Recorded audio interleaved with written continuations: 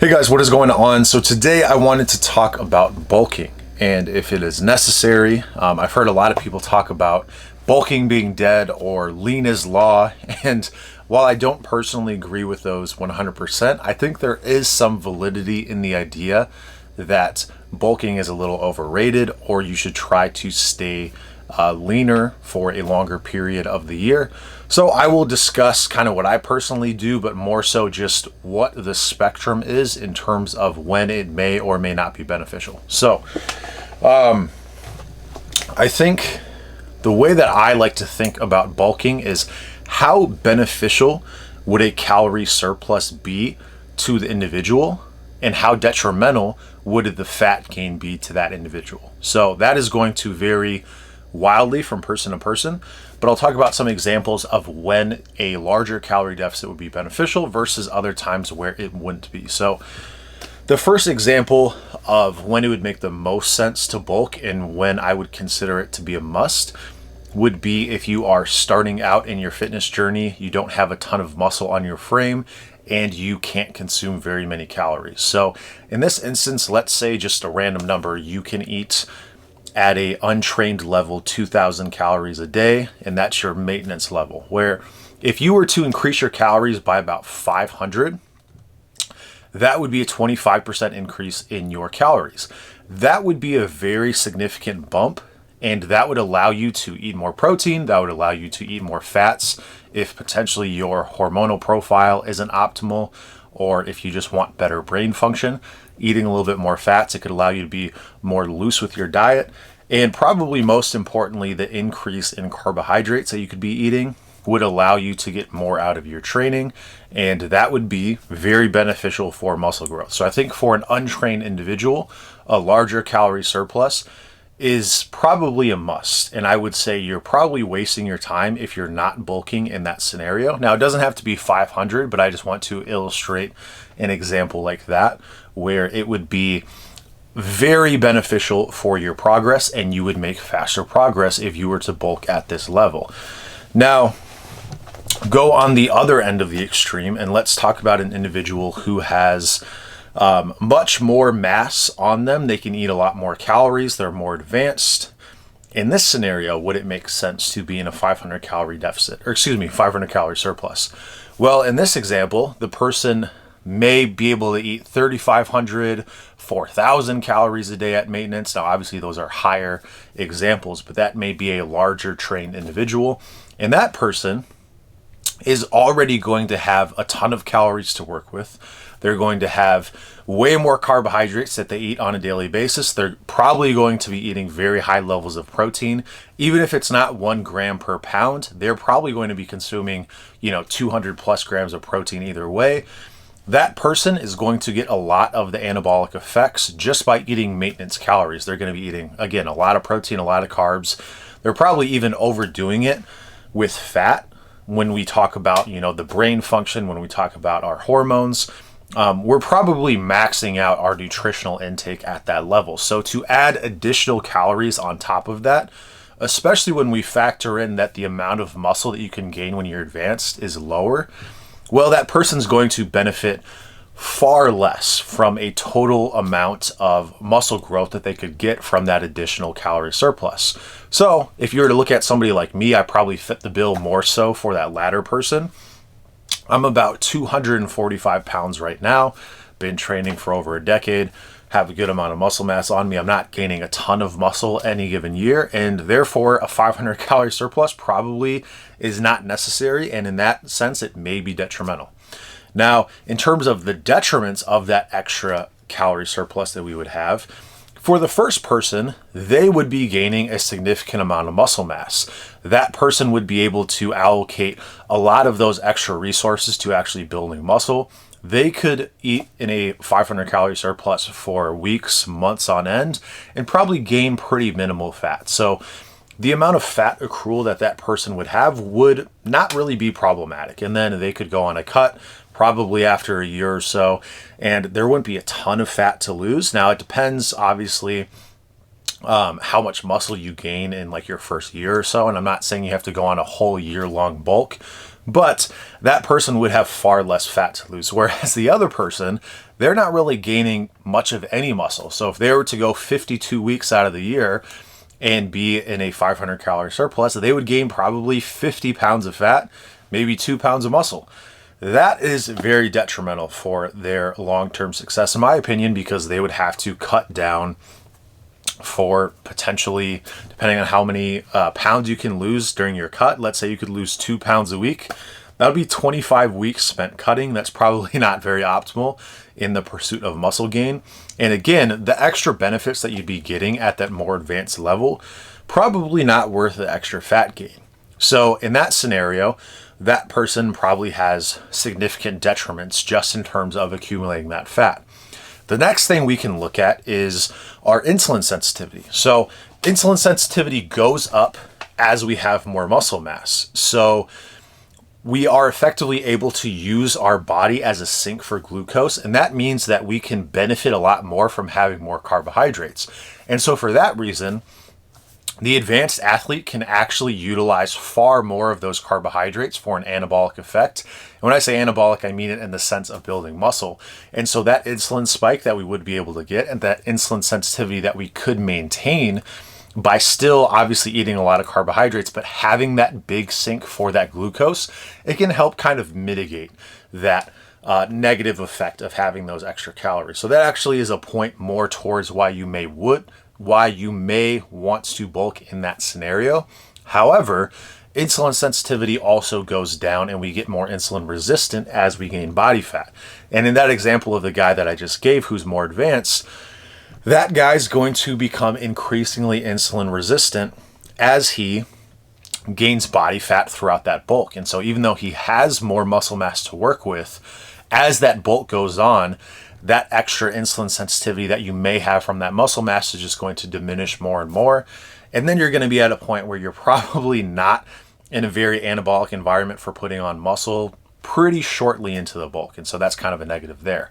On the flip side, the person who has less muscle mass is not going to have the same level of insulin sensitivity as the other person, but as they gain more muscle mass during their bulk, which would be accelerated by that extra calorie surplus, they are going to be increasing that size of that sink that they can sink that glucose into. And therefore, even though short term they may be becoming more insulin resistant by putting on more fat tissue, they're gaining a lot more capacity to be able to utilize carbs in the future, and thus their further bulks are going to be more successful, and they're going to raise that carb ceiling that they can effectively use, in which case it makes a lot of sense to bulk earlier on. So if you notice a trend here, it essentially means that as you're able to eat less calories and as you have less muscle mass, bulking makes a lot more sense for the most part. And as you get more advanced, bulking makes less and less sense, especially as you are increasing the amount of calories that you can eat. And when you get to that level where you're eating 3,000, 3,500, 4,000 calories a day, and you even add on top of that with a surplus, that's going to definitely have some diminishing returns. Now, at the end of the day, I think it really matters more so about what your preferences are in terms of your body fat percentage and what your preferences are in terms of eating. So if you are a more advanced lifter and you're shoveling down food and you hate eating and it's not something that you want to continue doing with your bulk, you don't want to even eat your maintenance calories, let alone eat a 500 calorie surplus, I think it probably makes almost no sense in that scenario to continue to push a higher calorie surplus, really in any circumstance. Now, if you're on the flip side and you love to eat, and as you get more advanced, you just love the ability to be able to pig out a little bit, and even if that means gaining weight a little bit faster, that's something that you want to do, then that could definitely be a situation where you would want to eat in a higher calorie surplus, not necessarily for the anabolic effect of it, but just for a quality of life perspective. Maybe you like going out to restaurants and you don't want to bring your calorie tracking app and weigh your food and do all this crazy stuff. You just want to be able to enjoy a meal with your friends and family. Well, that could be a great time to push a 500 calorie surplus because you just want to have those times in your life. So if you're that kind of person, then that's when a bulk would make a little bit more sense from a quality of life perspective. And at the end of the day, life isn't entirely about bodybuilding. It's about, having a good time, being with friends and family and stuff like that. And so that may be a reason why you'd want to be in a bigger calorie surplus. Another one is if your activity levels are lower for whatever reason, and if you're not able to adhere to that diet, depending on if you want to go on the higher end of calorie surplus or lower end of calorie surplus, as that changes with the amount of activity you're doing, cardio that you're doing, maybe, you have a knee issue or something and you can't do cardio like you normally would. There are a lot of different factors, and you may just want to lean into one or the other. You may want to stay leaner for a period of time or bulk for a period of time. But at the end of the day, I do think that a lot of that does come down to your personal preference on the body fat percentage that you would like to maintain. If you think that you are going to be better off earlier on when you're bulking and you want to be in this huge calorie surplus, but you absolutely hate the way that you look, it may be worth sacrificing a little bit of gains just to have a better quality of life. And again, your hormonal profile, your insulin sensitivity, things like that are going to be affected as you gain body fat percentage. So even if it may be optimal to be in that higher body fat percentage when you are leaner, it just might not be worth it for you if that's not something that you're going for at that particular time in your life. Now, another thing, and this is probably more of a genetic thing, but if you notice that as you gain body fat, your lifts go up dramatically and you're really able to push the weights, this can be an effect that is really worth striving for. So some people, as they push their body weight up, their bench press explodes dramatically, and the amount of, chest size and the amount of arm mass that they could get by pushing their body weight higher could be a much greater effect, and they could be far more efficient by pushing those calories in that scenario. So if you're an individual who has that happen to them, and when they cut their weight, their bench just absolutely plummets, well, that individual is probably going to have a much more compelling reason to bulk, even if it's not necessarily optimal for, the amount of body fat percentage that they want to have. And maybe in the average population, it may not seem like the best way to go. For that individual, it may be the fastest way to make gains. And if you're pursuing a strength sport and you just really want to get the biggest bench press, or you want to get the biggest squat, well, that bulking mechanism may be your best friend. Now, on the flip side, and this is closer to somebody like myself, I don't have that benefit of just crushing food and my lifts go up. In fact, I don't really seem to notice much of a correlation with how strong I am and what my body weight is. Now, obviously, if I am extremely, extremely lean, that's not going to be conducive for a maximal lifting session. But at the same time, if I'm getting extremely heavy, that doesn't seem to, up my lifts to any significant degree. On the flip side, when I'm cutting, I can continue to have that strength. And so even though it may not be the positive end of the spectrum of me having my lifts explode when I'm bulking, when I'm cutting, well, I do have that benefit of maintaining my strength to a decent degree. So if you are an individual who is, otherwise in a more advanced camp, but as you push the weight up, you are able to get, better performance metrics, that may be a route that you want to continue to go down. And I think that's a very valid reason to have a higher body fat percentage or to bulk to a higher degree. But again, that really does depend on the individual. So at the end of the day, we're really looking at how advanced you are. Where do you fall in that spectrum? What is your personal preference in terms of the amount of food that you want to eat and the body fat percentage that you would like to maintain? And then finally, probably the more genetic component of it, which is, what I just mentioned in terms of, do you actually get that benefit of pushing your food and your lifts going up, or are you kind of the opposite? So for me, for example, I don't really fit into any of these categories in terms of I'm a more advanced lifter. Therefore, the more muscle mass that I have and the less muscle mass I can gain any given year, that makes bulking, or at least a high calorie surplus, less meaningful for somebody like me. Plus, I do not get that benefit of that added strength gain when I gain body fat. And so for me, when you look at it on paper like that, it's like, hey, why would you ever bulk, or why would you do a high calorie surplus in that scenario? And over the years, I have dropped down my calorie surplus for these reasons, because I noticed that it's probably not that beneficial. But at the end of the day, in terms of how I like to live my life, I do like to have dedicated periods where I am dieting, and I like to diet very aggressively for the most part. So I like to lose 2 to 3 pounds of body fat, or at least body weight per week. That's just simply how I like to do it. I don't like the really gradual cuts. I feel like it takes way too long to cut. And I like to be either, hey, I'm eating lean food and I'm eating, my vegetables and my lean meat and I'm doing stuff like that and I'm trying to eat healthy, or I'm in a bulk and I'm able to eat kind of whatever I want. And I don't really like the in between. I don't really like the whole balance thing of like, oh, I'm going to have a little bit of desserts and I'm going to have a little bit of this. Like, I would much rather just be able to eat whatever I want when I'm bulking and then not have to force feed. And so at that point, I probably gain about 1/2 pound a week when I just eat whatever I want. And I have had it in the past where I've force fed and I've tried to gain like 1 pound a week plus. And that just doesn't make sense for me at this stage.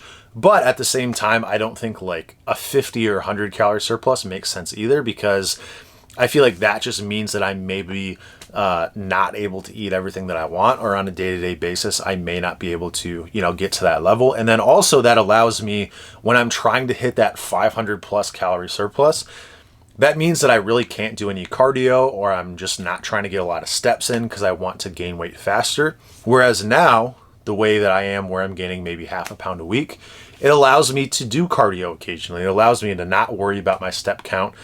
It allows me to be more physically active and feel healthier. And so for me, I think that's a good balance for myself. But in terms of the food that I'm eating, I like the ability to just essentially eat whatever I want when I'm bulking, and then be able to lose weight extremely quickly and just hop into a very aggressive cut. And so that's a personal preference for myself. Other people may notice that cutting is extremely hard for them, and losing anything more than 1 pound a week is extremely hard. And in that case, mitigating the amount of fat gain that you have during a bulk is going to probably be your best route. And other people may be at the point where it's like, hey, I want to eat healthy year round. And if that means that I can't really gain body weight very effectively, like, hey, maybe I'll have a treat here and there, but I don't want to do that consistently. And that leads to a very, very slow weight gain. Well, if that's how you want to live your life, that's probably the best route if it means adherence long term. So, whole bunch of different factors when it comes to if bulking and cutting makes sense.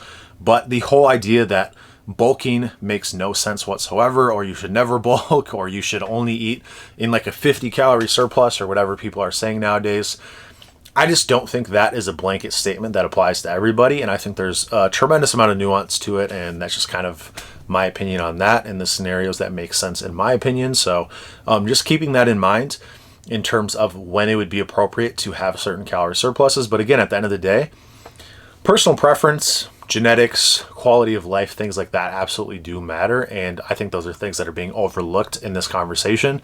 And so you know your body better than everybody else. You know your own personal habits better, and you know what you want to achieve. So do what you want to do. And I think that's probably the best advice. Anyway, that's all I got to say about that. I'll keep you updated, and I'll talk to you soon.